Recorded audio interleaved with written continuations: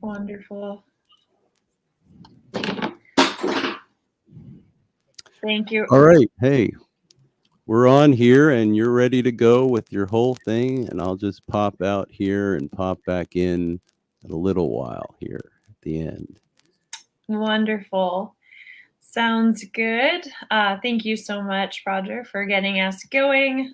Just a reminder to our listeners that this is Finding Our Fit on WRWK 93.9 FM. My name is Ali Fisher, and the purpose of Finding Our Fit is to find our place in our chaotic and beautiful world. In doing so, we will enrich our world and create a brighter future for everyone and everything. I am a monthly guest host filling in for Dr. Susanna Calvert, who is the founder and executive director of the Foundation for Family and Community Healing. I am the convener for growth there. Our mission is to help everyone find their fit through mental, emotional, and relationship skill education and resilience education. You can check us out at healingedu.org. We do this program to help us make sense of our complicated world so that we can choose to lean into that which makes us feel peaceful and grounded. Many of us tend to focus on the chaotic and overwhelming things in our lives, forgetting that the flip side has opportunities to find and create beauty and healing. And Finding Our Fit, we focus on that flip side of our challenges, the beautiful side where we can learn and grow and become wiser and more resilient by adopting a healthier relationship with everyone and everything. It's important to choose both yin and yang to create balance and conditions for healing, and it's a practice that we choose every day. So today we have an exciting topic. We're talking about storytelling and how it is a pathway to resilience. I'm here with Gayle Turner. Gayle, thank you so much for being here with me today. Delighted. And so just to get started, I will share a little bit about Gayle, and then we're going to launch into today's program. If you would like to participate, have any questions, comments, feedback, you can call in at 804-464-1089, or you can comment on Facebook Live or YouTube Live, wherever you're streaming in from, and we would love to hear from you. So Gayle Turner has been telling stories since they were called lies. Co-founder of the Storytellers channel, he tells stories of his childhood and stories from literature, stories of the distant and not so distant past, stories of places just around the corner, and stories of lands across the seas. He is a member of the National Storytellers Network, the Virginia Storytelling Alliance. And so, Gayle, thank you so much for being here with me today again. And just to get started thinking about storytelling here, what is storytelling? What is a story? A story is a sequence of events in which something changes. The crucial piece there is that something changes. If somebody just recounts a series of events, that's like a newspaper report, an article. But unless they're indicating some sort of a change, then you don't have a story. I like to say you need four elements. You need people in a place with a problem, and there's some sort of progress. In the business world, we always talk about a relatable hero with a relevant challenge engaged in an honest struggle in service of a worthy lesson. So it's a pretty straightforward formula for most of us. You know, those of us who watch television or movies, or those of us who are avid readers like you and I, we find ourselves regularly understanding you have to set the scene. You have to tell people who the players are. And then you cut to the chase if possible, because the action is where the story is. Remember, I said a sequence of events. And then when you're done, wrap it up and tell them why you're there and get on with it, because we don't need a whole lot of chitter chatter up front. And we don't need a whole lot of chitter chatter at the end. People want to know about the action. Interesting. So in a story, the action is the most important piece. Could you share a little more about what you mean by there must be progress? Well, when a story is told, something has to change. It may be something changes in the life of the protagonist. It may be something changes in the audience. They see something new and they are changed by the story, or it could be the teller is being changed by telling. But I believe that humans talk to influence others. We're always trying to influence people. We either want them to like us or to see us as being charming or interesting, or leaders in particular only do three things, right? They initiate change, they sustain change, and they grow other leaders. Well, if I'm suggesting that you do something different, then I share a story where somebody has adopted the behavior that I want and gotten desirable results. If I want to sustain a change, then I share a story of how somebody has behaved the way I want them to behave. And then hopefully you'll embrace that, because stories are the most effective means, according to neuroscience, for implanting models of behavior in other people. And when you're trying to grow a leader, we're generally trying to get them to adopt values that we want them to abide by. And Jack Welch, the former CEO of GE, referred to values that you can measure. So we're back once again to a sequence of events. Something happens. So a lot of people say to me, well, whenever with their stories, they always begin, well, Gayle, this isn't ready yet. And I go, yes, I know, that's why we're here. We're working on this. So please just vomit. I mean, just give me whatever you've got, right? And when they're done, my first question is always, why are you telling me this story? And anybody who comes to work with me, I let them know that the first question I'm going to ask them is, why are you telling me this story? And 90% of the time, they still look at me like deers in the headlights, because a lot of us have just decided somewhere back in the medulla oblongata, the reptile part of our brain, the part that determines fight or flight or freeze, that this story, it means something to me. I want to tell it. A lot of people ramble. There's no beginning, there's no middle, there's no end. They just sort of go on and on. Or one of my dearest friends, who's a storyteller, always has multiple endings to his stories, and I want to strangle him, because he hits that first ending and the audience wants to applaud, and then he keeps talking, and they think he's reached another point, and then he keeps talking, and eventually he stops because he's ready to stop, but they don't know to applaud because he's fooled them through so many false endings, right? So if you know why you're telling a story, then you can deal with what I believe is the most difficult part of the story, which is the ending. To quote the people at Pixar, endings are hard. Okay. So once you know why you're telling the story, then you can find the best place in the story to end it. And then we work our way back. We go back and we look at the sequence of events and where do we want to begin the conversation. We look at how long we've got that's been allotted for us, so we can know how much I guess detail we can add to the piece. Detail in a story is kind of like a close-up on a film. It's like when everybody's real tight, and when you're far back with a distant shot, you don't get to see so closely, right? And so, like any good story, is a mix-up of, we gloss over some things, we get detailed on others. But the key for all of us is to eventually figure out why you're telling the story. And I'll tell you, over time, I've realized I tell some stories for multiple reasons. So depending on what behavior I'm trying to influence at any one time, I may pull up the same story, but lead it toward a different ending. Okay, understood. Yeah, thank you for that. And I'm curious, you mentioned that people tell stories in order to influence people.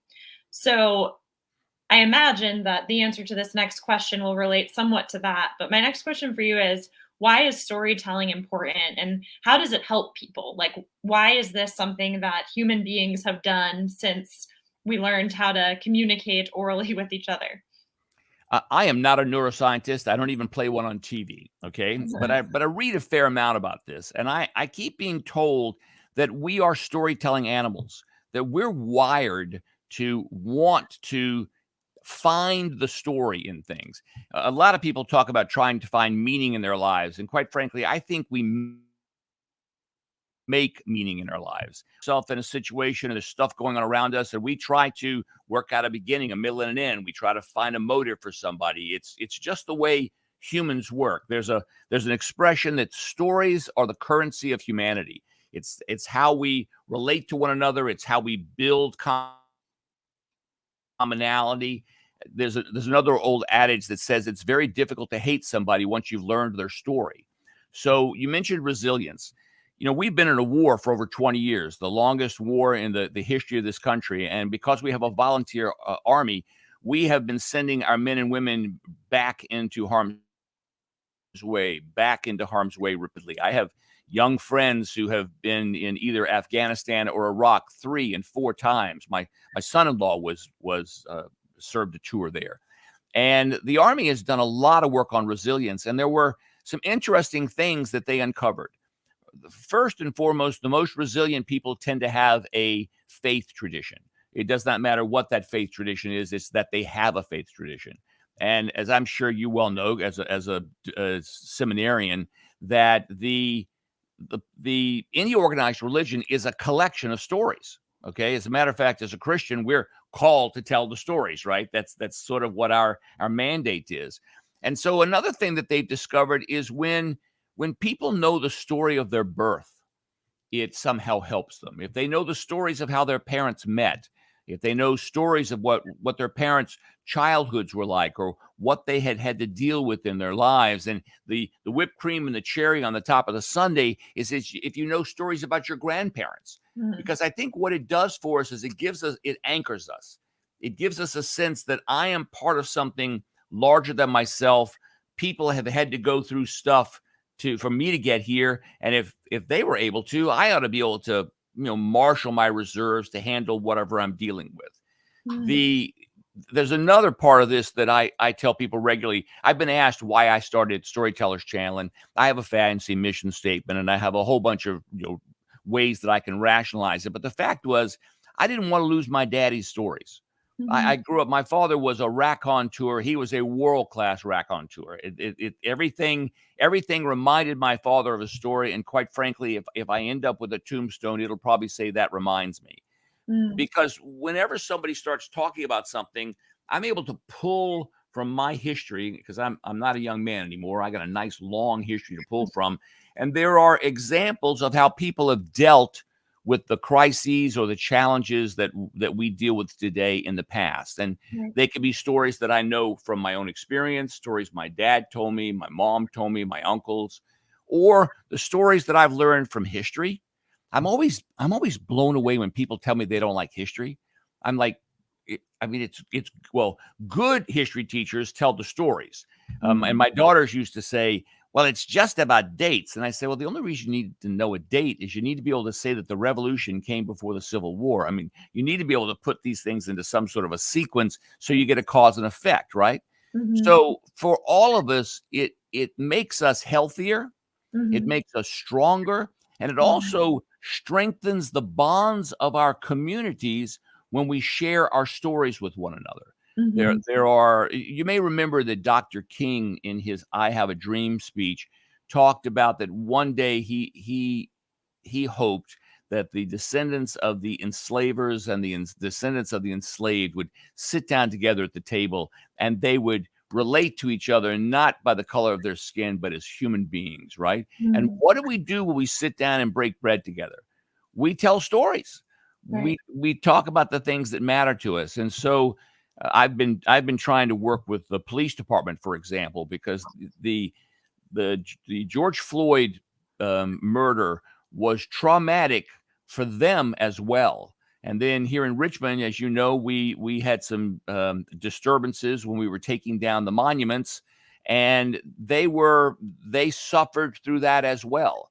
And so being able to get them to talk and share their stories, and it's amazing how resistant they are to this.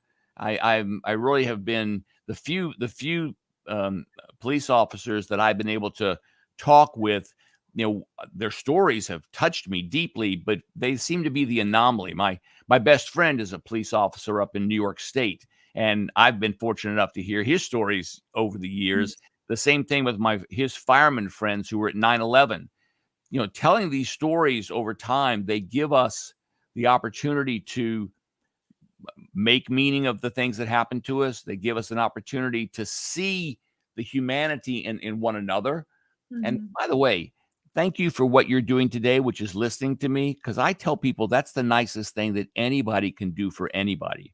And while socially I'm a bit of a gadfly and a talker, professionally, my job is to listen to others so that they can get their story out, so they can work it through. Um, I'm not a therapist. I don't pretend to be one, but I'm told that doing this kind of work is very therapeutic. And so to bring this back to the idea of resilience, I have a lot of parents who tell me, oh, the kids don't want to listen. And my response is, well, have you been listening to them? Mhm.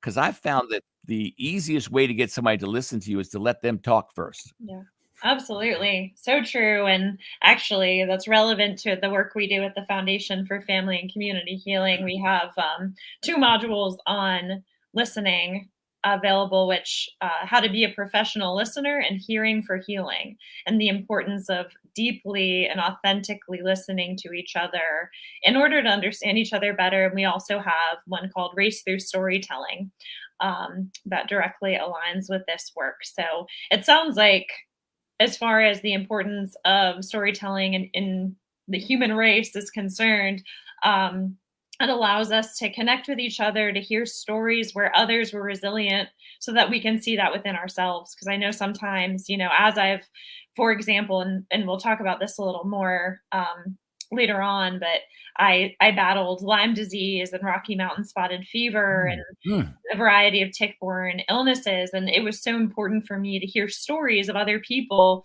who had overcome those challenges, because there were moments where I was feeling incredibly hopeless. And so just to know, okay, somebody's gotten through it. Not everybody has it for the rest of their lives in a chronic way. And that was really meaningful to me. Or even those who may be struggling with tick-borne illness chronically, they can still live good, happy, full lives. So the importance of storytelling for connection is a lot of what I heard from what you just shared. Well, I had cancer 15 years ago, and I will tell you that first of all, it was one of the best experiences of my life. And most people look at me like I've lost my mind when I say that. But the outpouring of love that I received while I was going through my treatment, and the opportunities to listen to others who were engaged in the journey along with me, and also to those who had survived, it gave Mm. us strength. We were able to draw strength from one another. And so whenever there's the opportunity to listen to someone, I can't Mhm. tell you how often people tell me, oh, I don't have any stories to tell. Yeah. And I don't want to go pshaw. I Yeah. don't want to dishonor their statement, but Mhm. I will tend to do things like, do you remember your childhood bedroom? What Mm. did it look like? Mhm. Or did you have a favorite toy, or did you have a friend in school? Did you have to move? Sooner or later, we'll find something. And once the Victrola Mhm. needle drops, you can't get those people to stop talking. Right. So creating those safe places where people can, well, let's just back up for a second. The number of people who have looked at me and said, why would anybody want to hear what I have to say? And that just breaks my heart. Mm. I mean, it breaks my heart that anybody would see themselves as not being, worthy of being listened to. And I have participated in story workshops all over the country, both when I was a consultant and as a professional storyteller. And frequently what they do is because there's so many people, they get you to introduce yourself to another person, and then you introduce that person to the rest of the audience, right?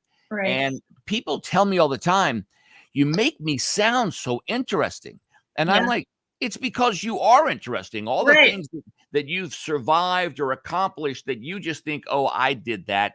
And my eyes just get bigger. There was one woman, this tiny little woman I met once, who, well, she and her boyfriend wanted to join the Peace Corps. And well, the only way they could go together is that they got married. So they got married.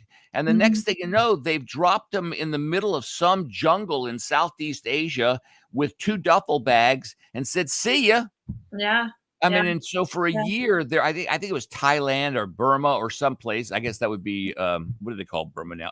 Doesn't matter. But this Myanmar? story, yes, Myanmar. Thank you. Yes. But there are, it just astounds me how many people survive things. My brother-in-law, for example, is the only epilepsy patient who has written a book. He's written 2 books now about epilepsy. Wow. And Tom, whenever he speaks, he's always kind of like, well, I mean, it's not that big a deal. They took out a big chunk of my brother-in-law's brain, and he had to learn how to walk and talk, how to feed himself again, how to read. I mean, he's one of my heroes. And when he tells his stories, they are the most matter of fact. They're frequently hysterical, but he keeps hearing from people around the country. Literally, somebody wrote to him from India the other day how they take strength from his story, and he just feels like, well, I'm just a guy, right? And it's I always expect him when he takes his shirt off to have the Superman crest under there, right? And he's a classic example of people who, for whatever reason, don't feel that anybody would want to listen to them. And it just saddens me. It saddens me. By the way, I will always listen. I'm a story junkie, so I'm happy to listen to anybody. Sure. Yeah. Thank you for pointing that out, that everybody has a story to tell and share. And that, I mean, you mentioned some pretty extravagant stories about travel, but that also a childhood bedroom can elicit a really beautiful story. So thank you for that. And just a reminder to our listeners that this is Finding Our Fit on WRWK 93.9 FM. My name is Ali Fisher. I am here with Gayle Turner, and we are talking about storytelling and how it is a pathway to resilience. So to dive a little deeper here, we don't know each other all that well, and you don't yet know my full story. You know, some of it, or maybe it's better to say any of my stories, because I just learned the business about the Lyme disease, and if anybody was watching me, I mean, I was getting oh my Lord, I was moving into compassion and empathy mode. So yes, so I'm sure there's more. Absolutely, yeah. So plenty that you don't know, although you know some, and I have just shared more now. So knowing that you do storytelling workshops through your work as the CEO of the Storytellers channel, how would you help me figure out which story to tell if I didn't even know where to begin? So let's act like I'm in a workshop with you, and then maybe help me go through the motions of selecting a topic for my story. Well, let's begin by not putting any pressure on you. The fact that we're on the radio and the whole world is listening, don't be thinking to yourself that I'm only going to have one story, okay? Because I'm willing to wager you've got dozens and dozens of stories that you have shared with your family and friends over time when the event happened, okay? Matter of fact, it's not uncommon for somebody to walk into the office and say, "Do you know how long I had to wait for the bus this morning?" As though the fact that the buses weren't running on time was all about you, right? Because for all of us, we are the hero of the movie of our life, okay? And this is, by the way, I'm a writer, and it took me to 40 to own that, but I'm a writer, and I find that when I work with people, everybody wants to write their story out. And I tell folks that if you want to tell your story, unless you're a professionally trained actor who has learned to take the written word and transform it into what seems like the first time we've ever said these words, I encourage people to just make notes, because what happens when you're telling a story is that you are looking at the movie in your head of the event, and you're narrating the movie. Okay. Well, when you're narrating the movie, it's alive. When you're narrating what you wrote, it's got all of the life of dead ink on a piece of dead tree, right? So first and foremost, this process will be make some notes along the way. The only thing that I ever do when it comes to writing out my stories when I'm delivering stories is I will write my opening and I will write my closing, because I want to be consistent, right? But from there on in, it's just a sequence of bullet points for whatever the events are that I want to share.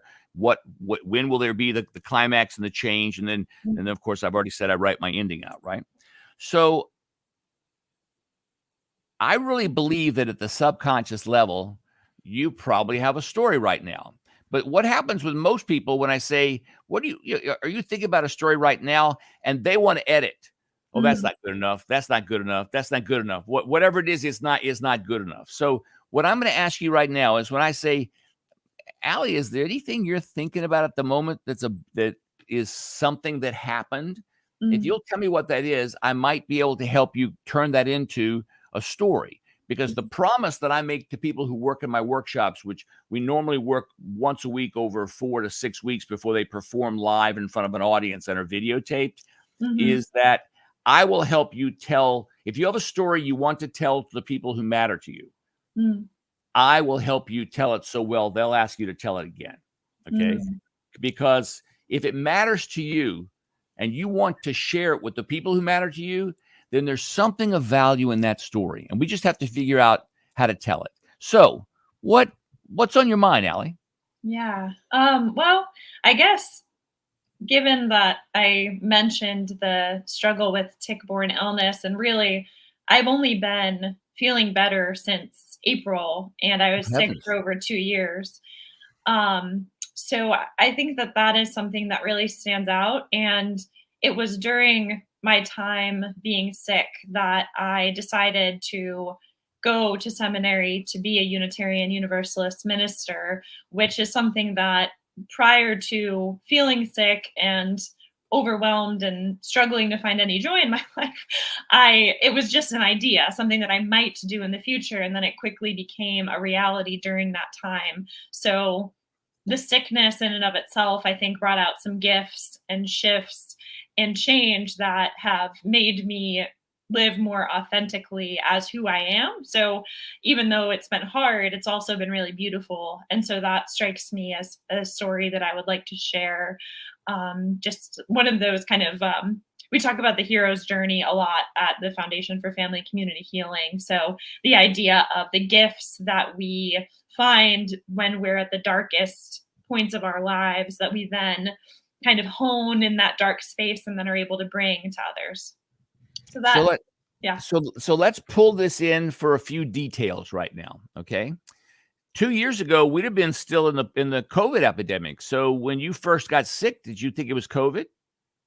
I did not, because it was so strange. I was actually diagnosed initially with shingles, and they were shocked because shingles is typically something that impacts older people, but I had a very odd rash on the back of my thigh, and I was in pain and got hives and fevers and horrible, horrible fatigue. So it did not seem like COVID, although, it's funny, I almost can't even remember, but I'm sure a COVID test was the first thing that happened when I went to the doctors, but it was pretty clearly not that.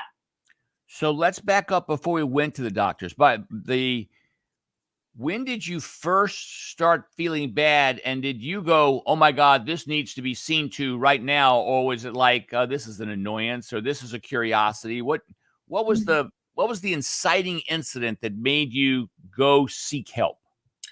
Yeah, it was really strange because I had gone hiking in February in the snow, and ticks don't survive in the snow. That's what I would have thought. Yeah.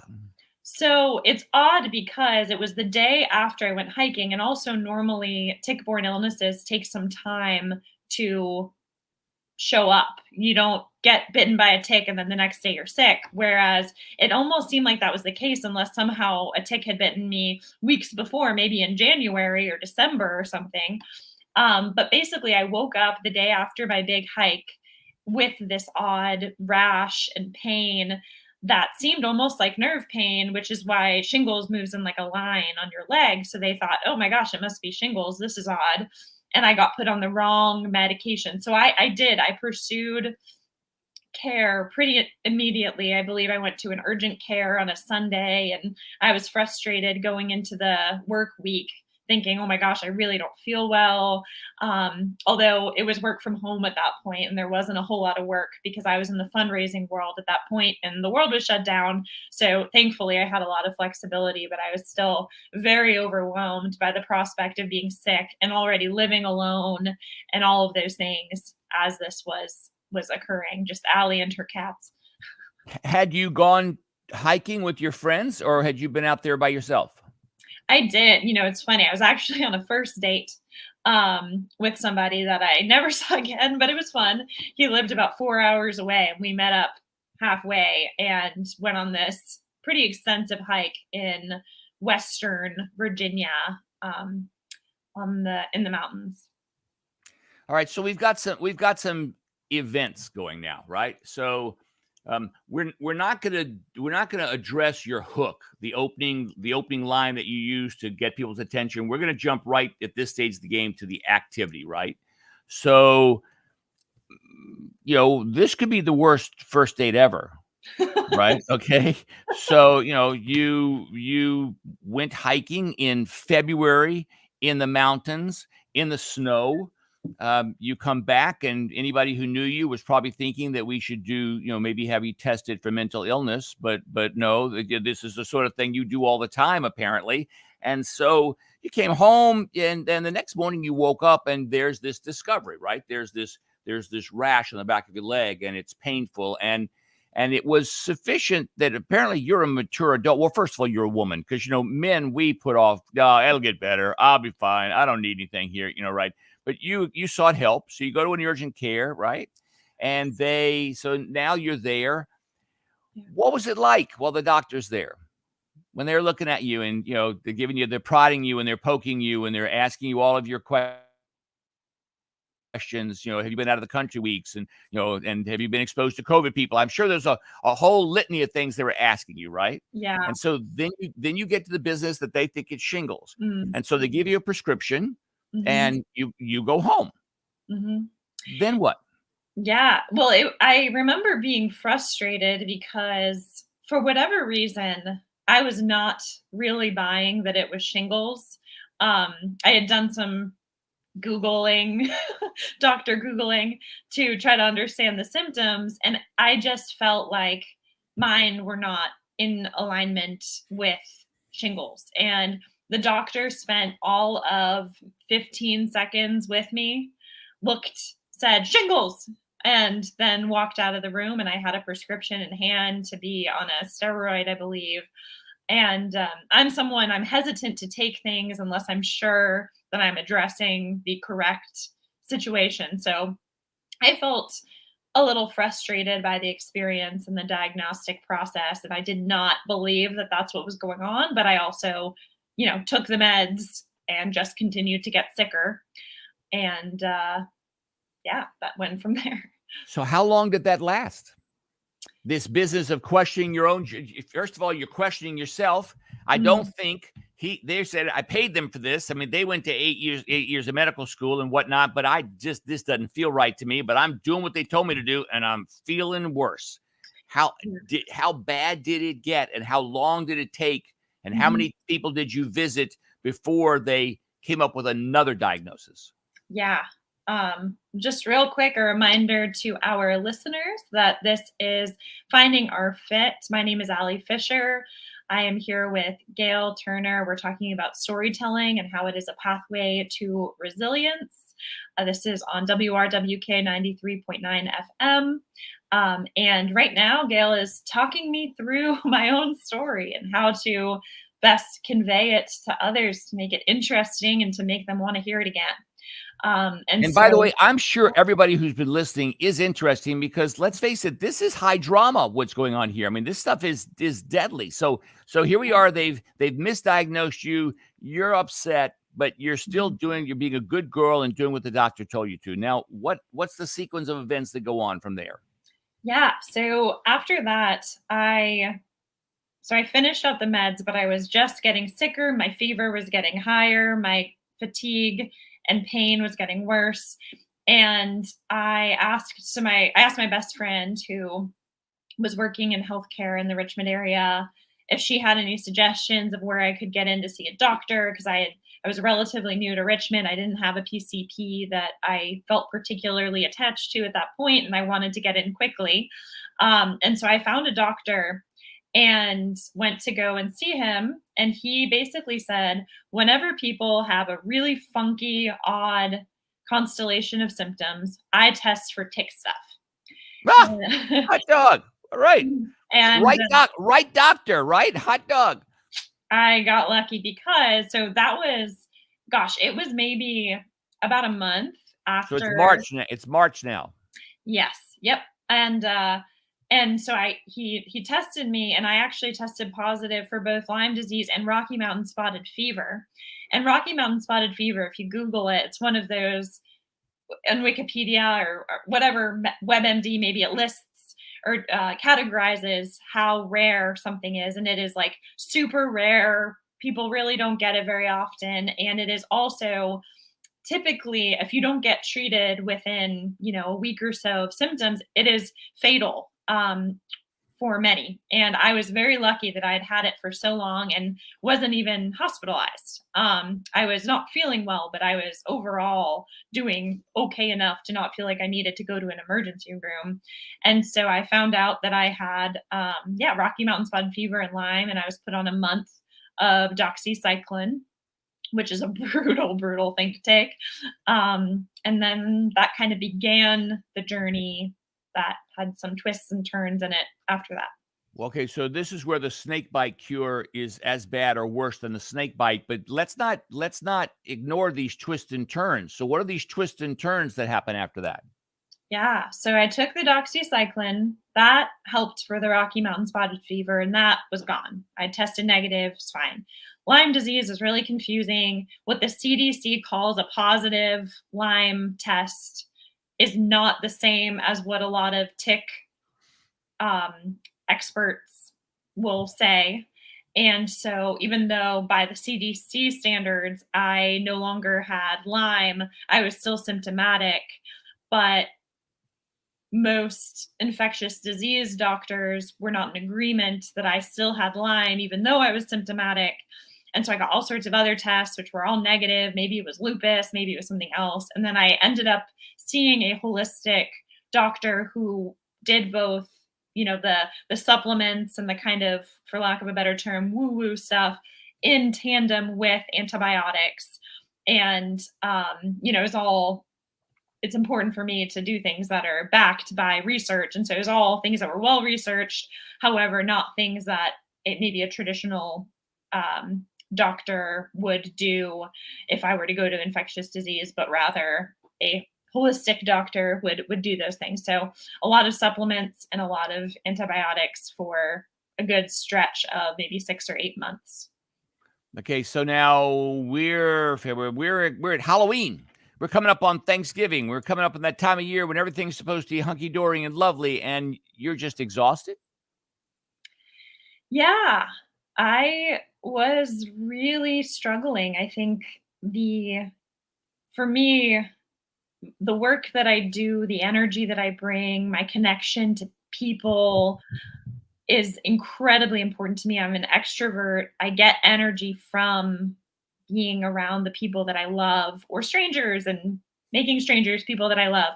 And so my inability to have the energy to do the things that are most important to me was debilitating. And so the physical pain created mental angst, which probably created more physical pain. So I felt like I was caught in this loop. Exactly. And it was really excruciating for me. And I was trying to figure out, okay, what in this dark moment of my life, what is the light? What brings me joy and gives me hope?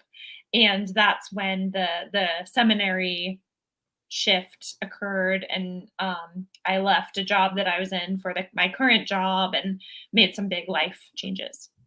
So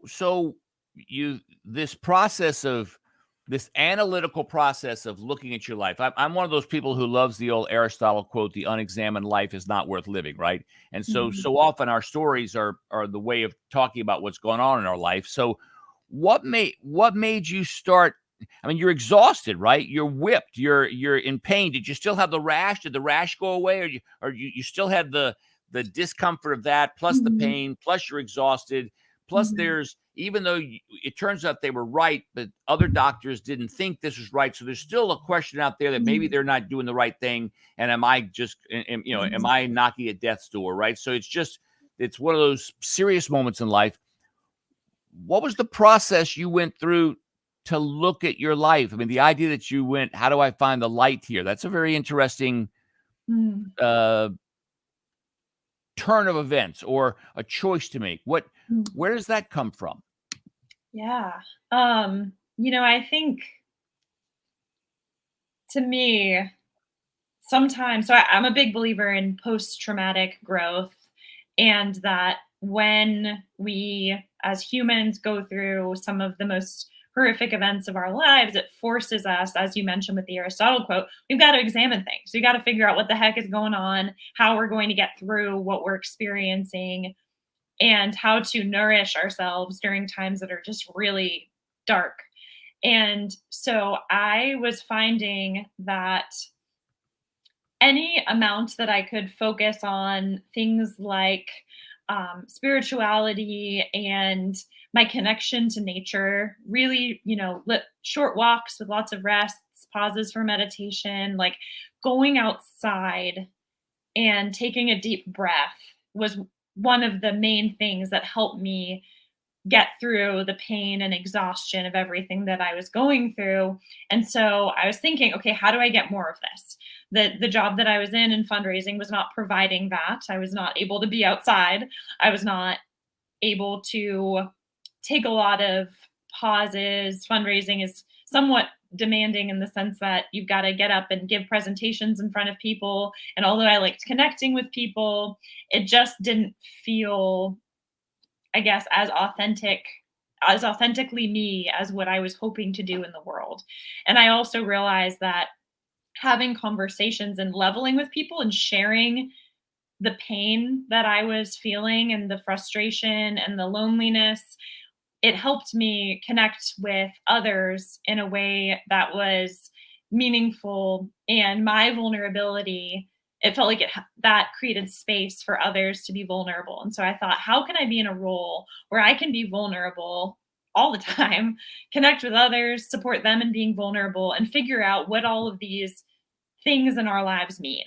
Or, I'm very open-minded, I guess, as a Unitarian Universalist. I think that there are many paths that people can select spiritually, whatever religion or lack thereof that they connect with. And so I'm interested in both, in the ways that we create our own meaning or find meaning through our faith traditions. And I thought, oh my goodness, I'm making meaning of this experience, and it's having this kind of cool ripple effect where the meaning that I'm making will hopefully lead me on a path where I help others make meaning. And that was kind of why the shift away from what I was doing to becoming a Unitarian Universalist minister and working for a nonprofit focused on resilience and mental, emotional, and relationship health. It just felt really, really right and in alignment with the place that I was in and where I wanted to go. As I'm listening to you here, some thoughts are crossing my mind. Like, it's always darkest right before the dawn. But it seems like a trite, little cliche, but it's a cliche because it's true, right? But what I'm curious about, I'm going back to this business of, because let's face it, you must like being outside because you're in the snow in the mountains in February. So, has it always been like this is my go-to? I don't feel well or whatever. I need to get out into nature. I need to get out of the house. And you already told that you're an extrovert, so I need to be around people, right? Mhm. So when life was just sucking and you're in pain and you're tired and whatnot, how did you summon the strength to go out? How did you summon the strength to seek people when you were just a whipped puppy? Yeah.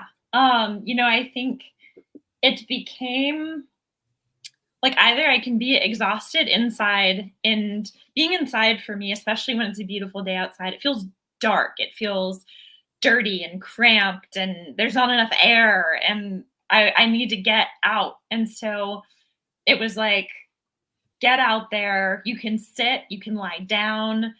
All you have to do. I lived near the VMFA statue garden, and so when I set foot outside, all I had to do was walk, maybe half a mile, maybe less, make it there, and then I could just collapse if I needed to, breathe and be in that fresh air that I so desperately needed, get some sunlight.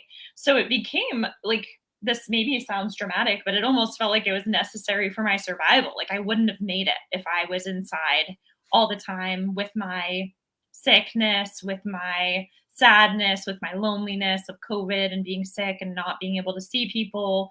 And then I also really leaned into asking my community to help me. I had friends delivering meals at some points. I would reach out if I needed something. And I was just so lucky. And one of the reasons why I love Richmond and I moved away but came back is that the community that I have here has been there for me over and over and over again as I was going through all of that. And you know, and I feel like I can return that favor, but at the time, like I just needed to accept that kind of support. And so that was kind of how I got my people fix. It wasn't a lot of face-to-face time because of COVID, but it was, hey, could you just bring me some food and have a phone call with me because I feel alone and I need to be nourished. I was going to say that several themes are running through this for me, but the first and foremost one is this business of stopping and looking at your life and just assessing what's going on and marshaling what are my options, you know, and for one of them being, I can stay inside and feel horrible, or I can go outside and I may feel horrible, but I won't feel as horrible, right? So it became a matter of will, where you literally willed yourself to. Were you living on Hanover at the time? I was not. I Okay. was right in Carytown. Okay, so still though, as you say, you know, 5-6 blocks away from the museum. And Mhm. by the way, anybody who does it, who's listening to this, who's never walked through that neighborhood to the museum, it's as much of a treat walking to the museum as once you get there. Mm. So there's this business of assessment. The second is just exercising your will. How did that help you cope with the anxiety that it might be that they weren't right about Mm. the diagnosis? Gosh, you know, I think maybe that was my first foray into my appreciation of kind of a Buddhist outlook where all I can control is my reaction to the things that are happening to me. And all I can do is focus on, I guess, the somatic release of the anxiety that I was experiencing because I knew my situation of uncertainty was not going to change immediately. I learned enough through researching tick-borne illness and how complex it is and how long people spend trying to find answers that my answers may not come immediately. And I feel incredibly lucky that I was only sick for 2.5 years. I think that trajectory, based on what many others experience, is pretty darn good.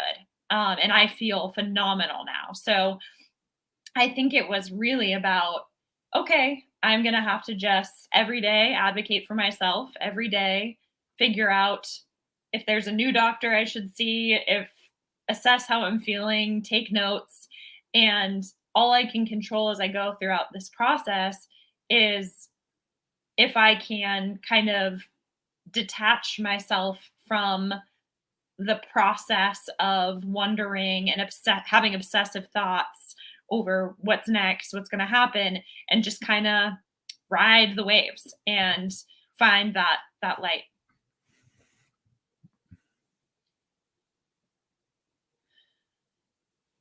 Find that like.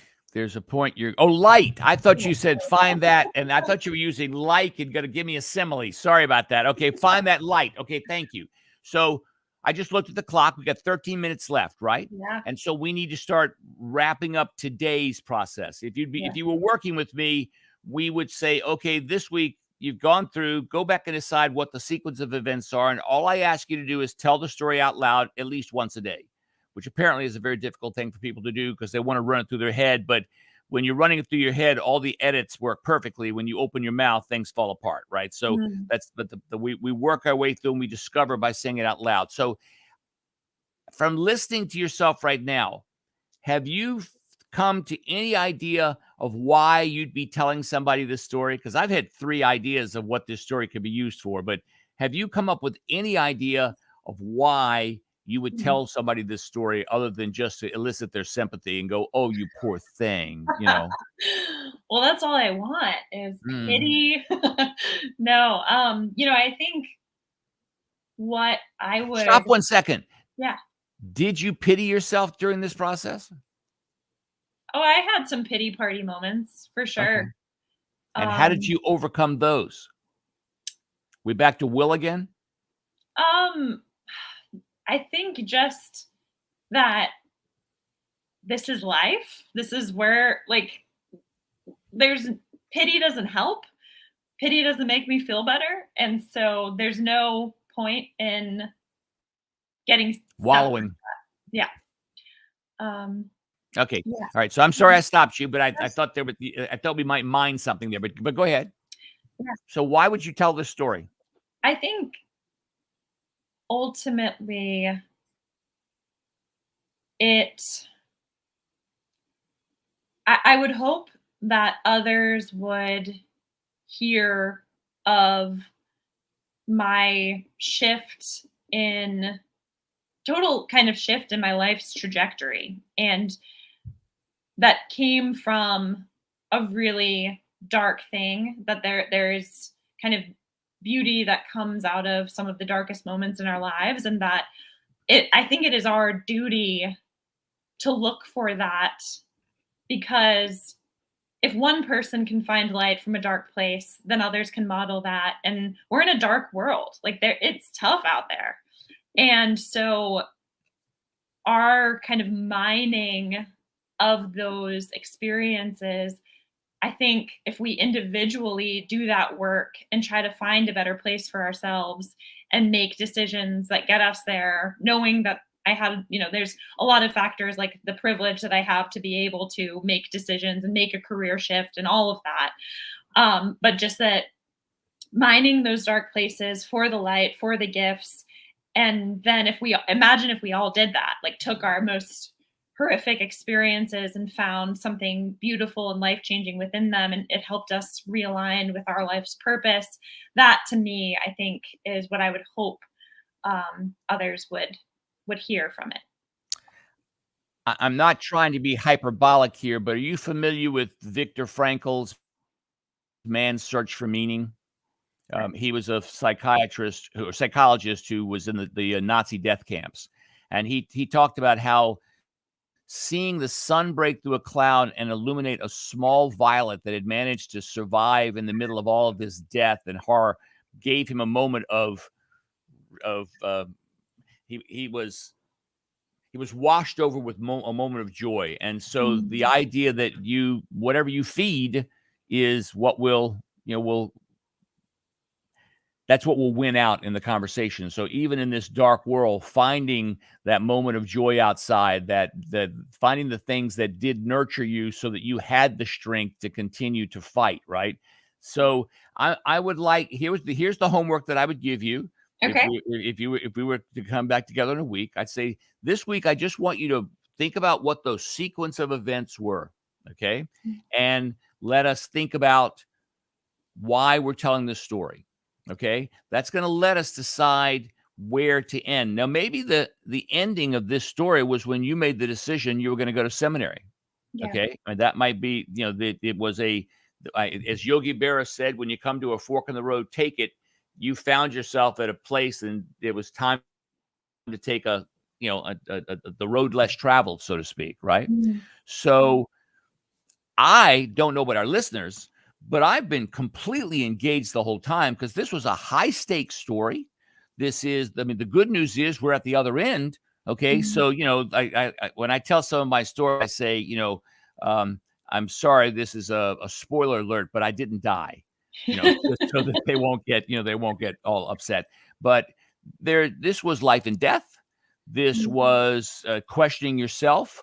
This was being at the depths of of your here you are, a healthy human being who's used to being out and running about in the snow in February in the mountains, right? And so this idea of coming back, because I'm willing to, have you ever had any other challenges in your life that were as severe?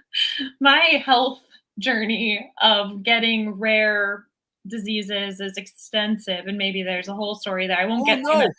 no. Hallelujah. First of all, this isn't the first time. See, boy, I ask good questions. So this is not the first time that you've had to deal with this. And so you've already learned you can survive. We need that Donna Summer song going in the background. I will survive, right? But you're a testament to someone who has survived in the past. So you've learned some coping mechanisms. Mhm. I frequently talk to people when I as a consultant, or even when I'm working with people with stories. I'm constantly trying to mine, when have you overcome adversity, forgive me, before, Mm. so that you can summon up that strength. This is part of that business of resilience, is to be able to look back and show that, I have not given in before. And even the Mhm. times that I fell down and laid there for a while, I still got up. Maybe I had to do it with the help of a friend, like your friends who came in and helped you. And that's a hard thing for many people, to ask for help.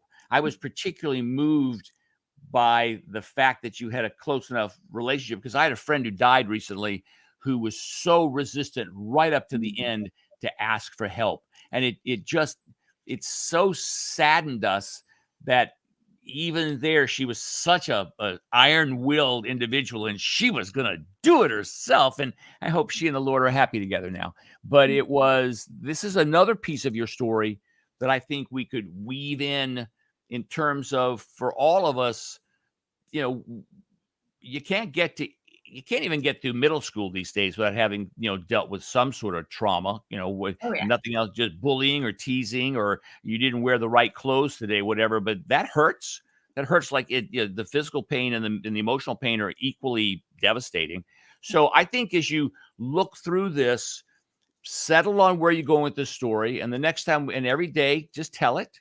Yeah. Just tell it outside once. And then in a week, call me and tell me what kind of progress you've made. And we'll see if we can make a little more on it. And maybe in a month, the next time you're going to be the host, you can share the story in 5 to 7 minutes as just an example of what story can do for others. And I assure you, anybody who's going through anything like what you have just gone through would find hope and courage and what's the word I want here? Support for their journey, just looking at you and realizing, you don't look like death warmed over. I mean, this is good.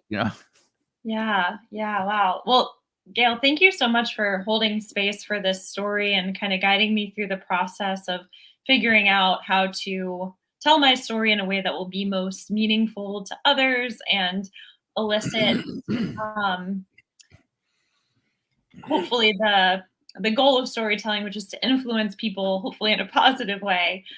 So I really appreciate that, and it has been fun and meaningful for me to get the opportunity to do that. And I can see, and I hope our listeners can see, the benefits of sharing stories together and kind of going through this process. And maybe we'll check out a workshop. And I know we just have a few minutes, and I want to make sure that if you have anything else that you'd Yeah, like to. I was gonna say a few things to you. First of all, if anybody would like the PowerPoint that I give my students on how you work through a thing, have them send their email to you requesting it, and then you can let me know, and I'll send it on to them. Okay. Sure. Second of all, if they go to storytellerschannel.com, there they can download a free audiobook of The Telltale Heart, or they can download a checklist on how to tell an intentional story, which puts them on the newsletter that I write about storytelling. Then there's also my radio show is listed there. The 20th of October at Spark, the Richmond Performing Arts School of Performing Arts Richmond community, over on Hamilton at 7:00. The Virginia Storytelling Alliance and the Writers Den are going to have 10 storytellers there that night, which will be a chance to see this art form in effort. And that Monday of that week, Secretly Y'all will be having a show. And then on the 28th of October, I'm going to be doing my one-man retelling of the book of Exodus at the Church of the Holy Comforter at Staples Mill and Monument. So there are lots of opportunities. So you can check out the Virginia Storytelling Alliance.org, Richmond, storytellerschannel.com. You can check out Secretly Y'all. So there are opportunities for all of us to be able to hear and share our stories. Wonderful. Much appreciated, Gayle. And if anyone does want to take him up on the offer of receiving the PowerPoint that he uses for storytelling workshops, you can reach out to me and I'll connect y'all or forward over the PowerPoint. My email address is Ally, ALLY, @healingedu.org. Would love to hear from you. And just a reminder to our listeners, this is Finding Our Fit every Thursday from 5 to 6 p.m. My name is Ally Fisher. I'm a guest host filling in for Dr. Susanna Calvert.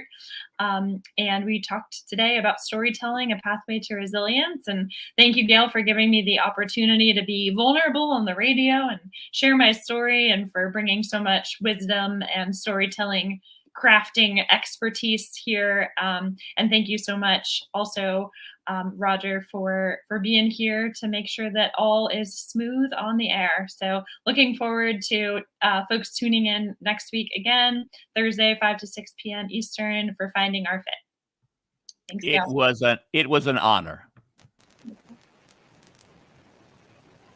Thanks for being on the air. I listened. Great show here. And we'll let y'all go, and we're going to transition to the next show on the air in a few minutes. But thanks again. Perfect. Thank you. Thank you.